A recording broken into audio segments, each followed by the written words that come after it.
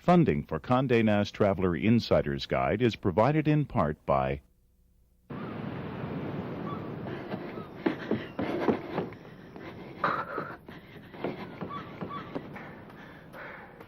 What keeps you going? Achieve. New Balance. Let's say you love sexy cinema and action movies, but don't want to appear completely lowbrow. All you have to do is learn everything you can about Rome. From neo-realist classics by De Sica and Rossellini to gladiator flicks starring Charlton Heston and Russell Crowe, Rome is the film site that keeps crowds clapping. In the next half hour, senior editors Ondine Cohane and Mark Connolly buzz through the fashion, nightlife, food, and history of Rome, film's perpetually happening location.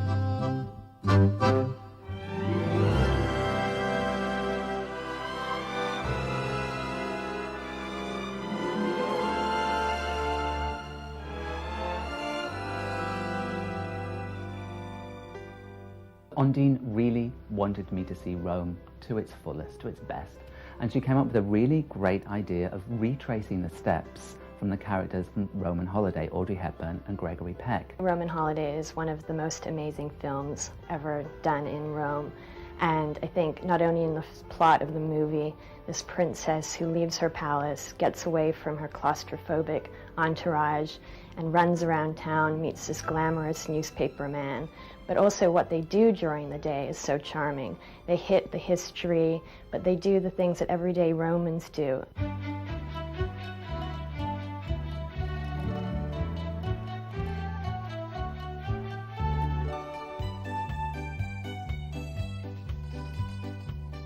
Rome is an incredible setting for films, and this is the setting for Roman Holiday. We're on Via Margutta, and this is where Audrey Hepburn and Gregory Peck started their day, right on the street in this building complex. Oh, that was his apartment. This was where his apartment was? Exactly.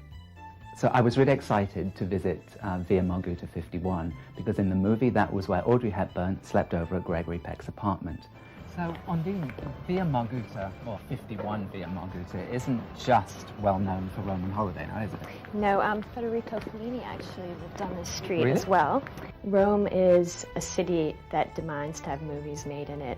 And everywhere that you turn, it's like another movie set. You can imagine Audrey Hepburn on the Spanish Steps. And I think by watching Roman Holiday and then coming to Rome, it inspires you to do the same things that they did. So we're going to have a real Roman holiday day. We're going to have a real Roman holiday, and this is where the Roman holiday started, on the Spanish Steps, which has been really the tourist destination since the 18th century. And it still is. Everyone congregates here. It's such a landmark of Rome and very, very cinematic. The talented Mr. Ripley was also filmed down in the Piazza di Spagna.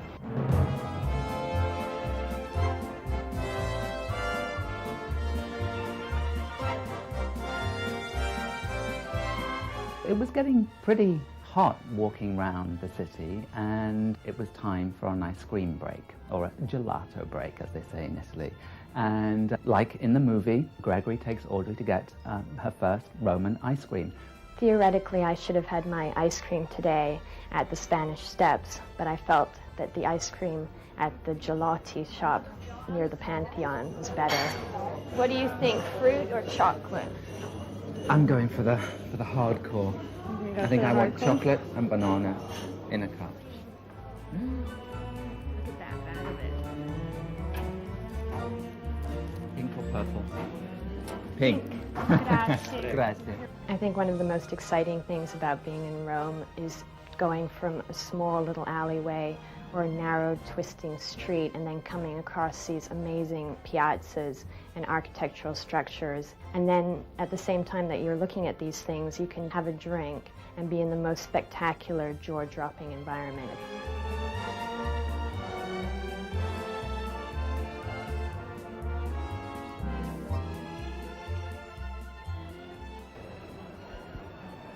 To Rome. To Champagne in the afternoon. You know, one of the most interesting things for me about the whole premise of Roman Holiday is the fact that you get to enjoy the simple pleasures in life. And here we are, Champagne in the afternoon, a beautiful little piazza, and what's right behind us. It's incredible. The Pantheon is just one of the most incredible structures in Rome. It was built as a temple for the pagan gods, and then later on they turned it into a church when Rome became Christian. When I decided to take Mark on a Roman holiday, part of it was loving the sights that Gregory Peck took Audrey to on her day, but it was also about my secret fantasy about riding around Rome on a Vespa.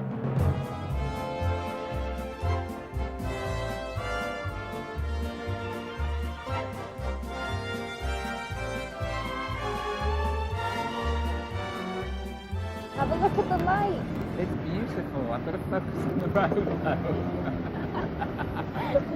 You know, drivers do that, sweetie.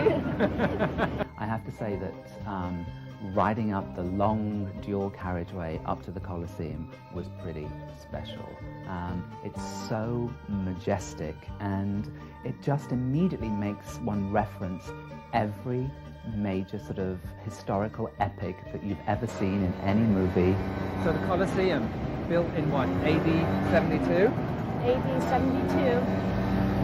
And has been the scene of many movies. Absolutely. Ben-Hur, Spartacus, Cleopatra, Quo Vadis, Julius Caesar, one of my favorites, Marlon Brando, and of course Roman Holiday. Oh, of course. Hello. So Ondine really had the Vespa bug, and she really wanted to drive me around the city. So I gallantly agreed and got on the back, and although we were retracing Roman Holiday, it kind of felt like something out of a Fellini movie. We were zigzagging all over the Piazza del Popolo. She was having fun. I was holding on for dear life. I don't think Mark was feeling particularly safe when I was driving around Piazza di Popolo, but I was in control. Arriving at the Campidoglio, I have to say I was a little relieved because the traffic had gotten really heavy, and I was really full of the sense of kind of modern Rome, busy, buzzy Rome. And then once I parked the Vespa, walked up the stairs, and walked through the splendor of the Renaissance Square, New Rome melted away for me, and I was presented by Renaissance Rome. So these buildings are really, really beautiful. What's the history behind them? Well, they were designed by Michelangelo, but he actually died before they were completed, but his designs were so great that they were able to replicate them pretty much perfectly. I love the juxtaposition of coming through modern Rome into the Renaissance, and then we'll go up into the ancient. You go through the square and down this almost medieval little alleyway, and then there in front of you is the Forum with the Colosseum in back of you, and that is one of the most awe-inspiring views, I think, in the world. This is the site of ancient Rome. Seeing Rome through the lens of Roman Holiday really allows you to see many of Rome's major landmarks. And not only that, it really puts you into a Roman spirit. Well, there may not be a bench for you, Princess, but the view's pretty magnificent.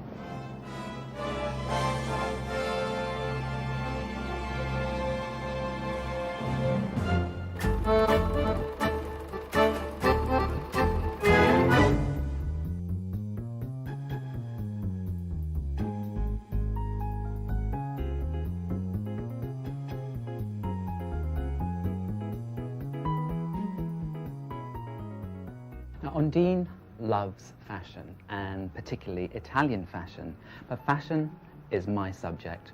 And I really wanted Ondine to meet with Carlo Fendi of the famous Fendi Roma Fur and Fashion House. Particolari lavorazioni di Fendi. So these are the archives of all the different collections over the years. We saw some things from some old Italian movies. There was a beautiful ermine and Mongolian lamb cape that was from La Traviata, Franco Zeffirelli.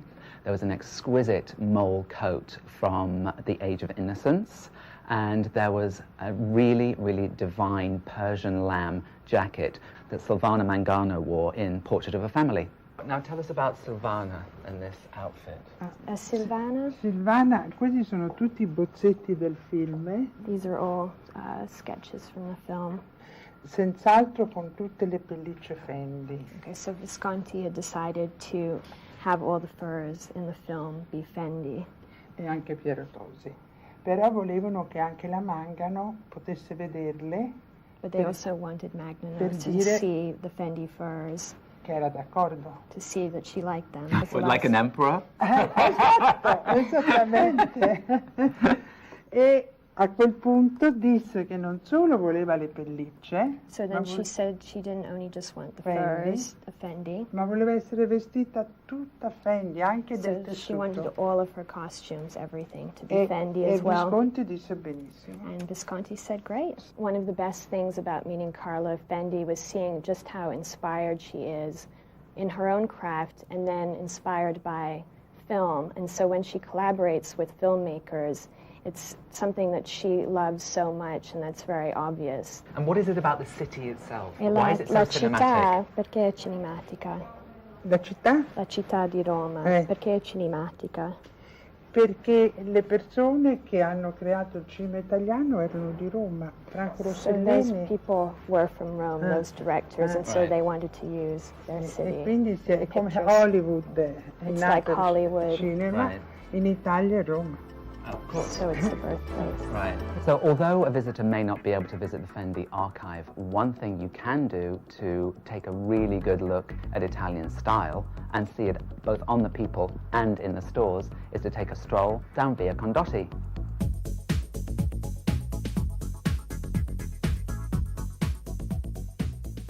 Dolce & Gabbana is one of my favorite designers in Italy, and so Mark took me there to get me styled up, to make me look like a movie star. Morning. Good, thank you. So what we need to do is get Ondine here, dressed up in some really sexy kind of Dolce & Gabbana movie star style. Let's Yes. make her look like a star. Yeah. You come with me, please.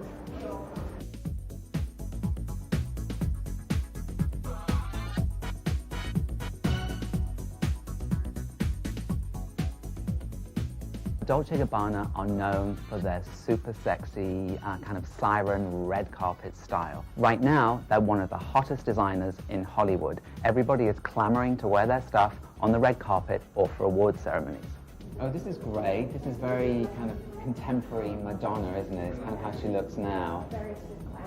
Very elegant.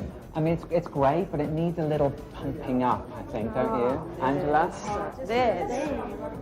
Questo qua. Wow, very nice.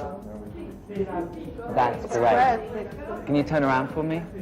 Wow, that coat really pumps up the volume, don't you think? It really makes it kind of rock and roll. I love those raccoon tails. They're kind of wild, aren't they?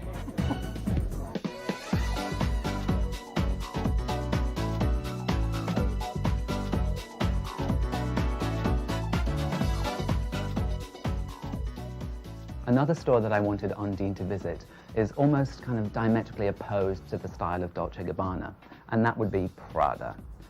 Prada have been long known for their minimalism, their luxurious fabrics, and in their last campaign, they were very much influenced by cinema. I mean, I do think it's amazing that Miuccia Prada went from designing nylon bags, which made the Prada label huge, to becoming kind of a minimalist intellectual designer. And suddenly this season, we've really gone kind of film noir glamorous. I mean, I love this dress here. There's something kind of Grecian and a bit 30s about it, but kind of a bit of a bondage fetishistic thing going on. So she always managed to subvert or, almost pervert things.